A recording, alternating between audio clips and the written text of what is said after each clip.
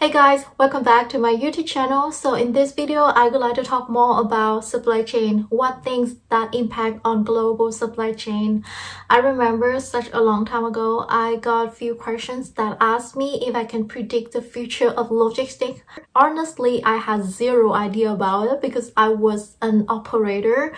I was working for a logistic company, and what I did was just handle documents and may understand the regulation and make things come and go smoothly. So that is what I did. But for now, I go back to school. I am studying international supply chain management, so it helped me to broaden my horizon about this subject. Then I would like to share with you something I know and I learned from school in this video. I already made video to introduce you what is supply chain and gave you an example to help you understand the concept. And I think that you need to understand the basic concept before you watching this video. Otherwise, it's pretty hard to follow. Supply chain in general is integrated network consisting of organization, transportation company, brokers that are involved in the producing product from raw material and deliver it to the final customers. Based on my evaluation, I think there are 4 things that impact on global supply chain. And the first thing is political issues. I don't have short description about this, but I want to give you an example that helps you to understand it quickly. Okay, the first example is about zero COVID policy in China.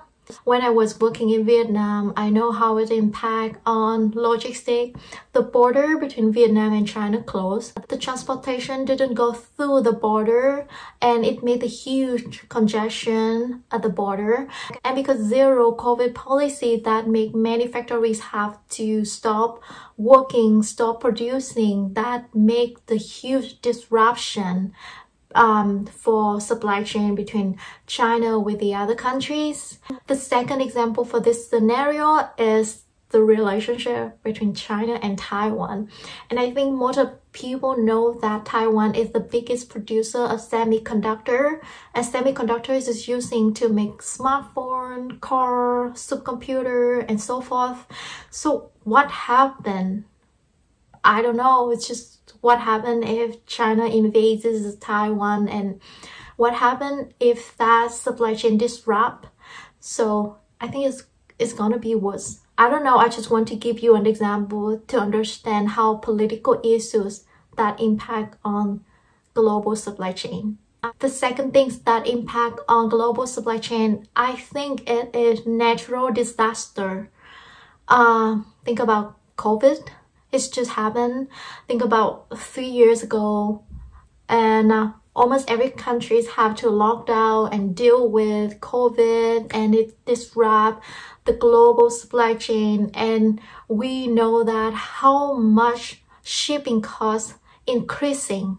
My father has handicraft factory, and I was helping him to sell that handicraft, the bamboo basket, to New York, and you know how much I have to pay. And that was the time I have to pay the shipping cost from Vietnam to New York. It was higher 4 to 5 times than before COVID. And natural disasters is unpredictable. We don't know what happened in the future. We may have the different virus or something like that. But yeah, it's really matter, and it definitely impact on supply chain, global supply chain, I think. The third one is, I think it is a global economy. So I think I can give you an example. It is inflation. We both know inflation is very high now. Almost everything have higher price. So some people cannot afford to buy things. And what happens if the consumption decreasing? It make the inventory increasing, right? So if inventory increasing, so the company, the retail and entrepreneurs, they will reduce import things and reduces buying raw material to keep producing, because it will impact on cash flow. So it means that it will impact on global supply chain as well. I think the last thing that impact on global supply chain, it was for labor. Many companies and corporations, they build the factories in developing countries because of lower labor costs, like in Vietnam, Philippines, or Indonesia. But the majority of those factories are located in China, and China is not developing countries, it is an emerging country. But well, I read an article in the Economist that I found that the labor costs in China now increasing 10 to 20% as compared with the last decade. And what happened if the companies and corporations that shift their supply chain to countries like China to take advantage of lower labor costs?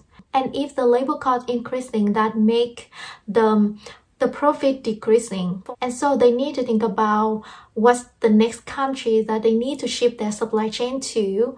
So for iPhone 14, it is made in India. So I want to give you an example to Tesla. Tesla build factories in China. It's not only about the lower labor cost, it's also about they have a bigger market, target market in China, and respond to their customer quickly. So yeah, that is what I want to say in this video.